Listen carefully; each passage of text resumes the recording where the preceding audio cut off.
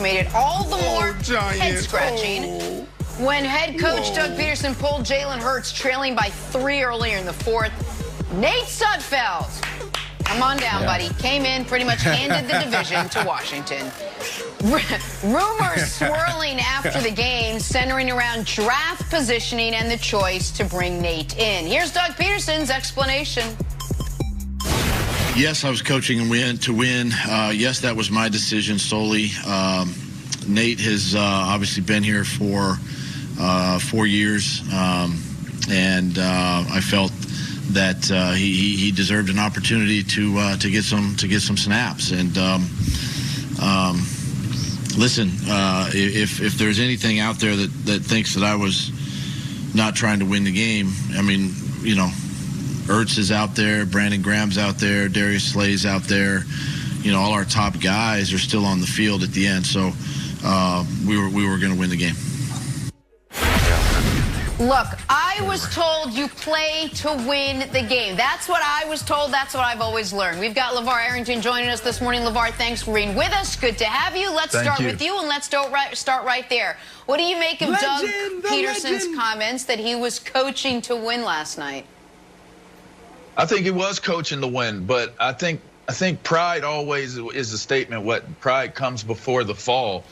He needed to pull him. He saw what he needed to see. I think he was evaluating. He wanted to see what Nasty Nate was going to do, Sudfeld was going to do in the game, and he showed immediately that he was not prepared for as big of a moment as it was. Now, keep in mind, the Eagles were not playing for a playoff position in this game. So you have some very hard decisions. If you're going to maintain your job as the head coach, you have some big decisions you have to make. So I can understand him wanting to evaluate the quarterback that he had in the position. But at the point in time that you don't put Jalen Hurts back in, you see the offensive lineman dejected. You see Jalen Hurts is clearly dejected. You see everyone is mind-boggled by what's taking place because you still have an opportunity to pull the game out. I think that there was a measurement. I think it was a mismeasurement. I don't think it was egregious or flagrant of any wrongdoing in my humble estimation. I just think that Doug Pederson took the evaluation process way too far in a game where he could have ruined the season for one team and played the spoiler. So here's the part of this that I don't understand. I am not familiar with any previous time in NFL history where we have argued that Team A has a responsibility to help hated rival Team B. It doesn't exist. And if that conversation did exist, that a certain team owes it to another team, then you know when it would have taken place? All week long, when we knew the Steelers were sitting everyone, quarterback included, to play Mason Rudolph and others, when the poor Miami Dolphins are sitting there saying, guys, we're one of the best stories in the league. We've actually won 10 games, not lost 10 games like the Giants. You're really putting us in a bad spot. And in fact, one of the reasons the Dolphins went from underdogs to by kickoff favorites in that game, Wilds, was because the whole sports world thought that the Bills were going to do this with Josh Allen. They were going to sit him and play Matt Barkley. This is a controversy for two reasons. One, with fairness, NBC made a bad bet. If this game was a 1 o'clock Eastern kickoff, nobody cares. But it was the last game of the season. Everybody's watching it. We were told we were going to get some great game, and it didn't play out. And the other reason is because Sudfeld was comically bad. There was a universe that existed where Sudfeld comes in, completes a couple checkdowns, and the Eagles win the game. Jalen Hurts completed 7 passes. Doug Pederson gave Jalen a chance to take the lead. If he knew he was taking him out in the fourth quarter, which according to Alan Chris Wilds, he had let them know he might do that, he gave him a chance. 4th and goal from the 4, give us the lead before I pull you, and Jalen couldn't make the play. But if we're going to kill the Eagles, then we got to kill Tomlin and the Steelers as well, because they hurt a good team, the Dolphins, not a terrible team like the Giants. But it's just odd level of vitriol directed towards a coach doing something we see happen in Week 17 all the time. Okay.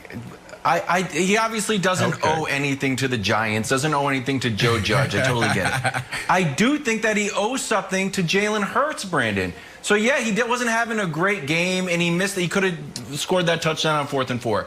Sure.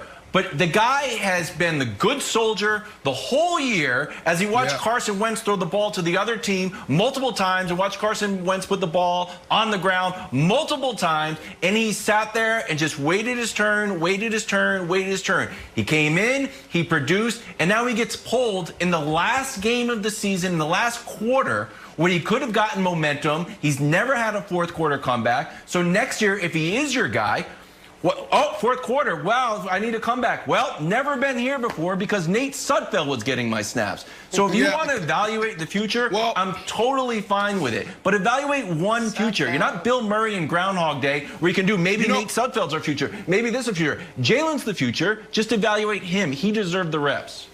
I disagree.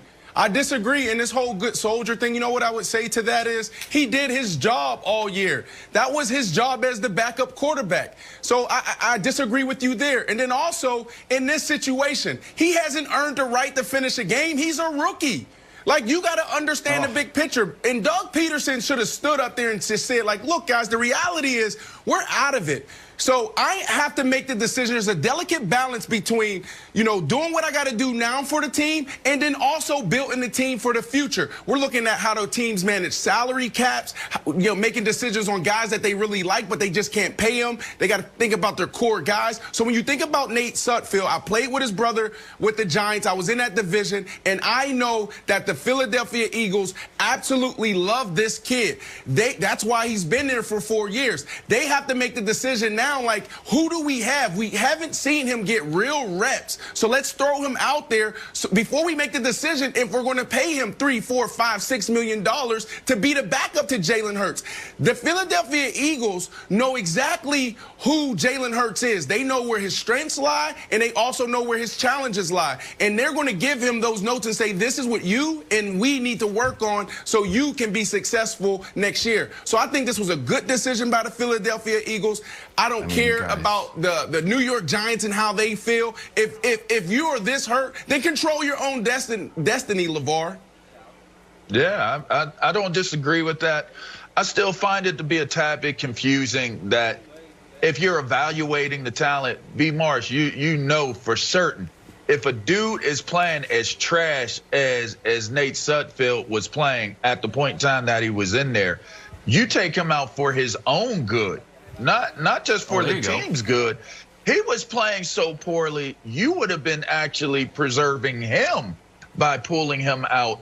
And at the point in time where he did this and he gave the ball away and made Chase Young look more like the stud that he has become for this Washington football team, I mean, he was doing things that were so bad, and I'm sure they're high enough on him. I respect everything that you said, B. Marsh, but the reality that they were facing in this game is that he was playing so poorly that it forced you. It forced you to have this conversation during that game. And that's what kind of confused me is not getting the rep, not giving him the reps. That's okay. You're out of the playoffs. But he was playing so bad that it's like you got to pull him for how bad he's playing, not for any other reason other than that. I understand that, but what I do think happened here, Wilds, you know what it reminded me of, oddly enough? It reminded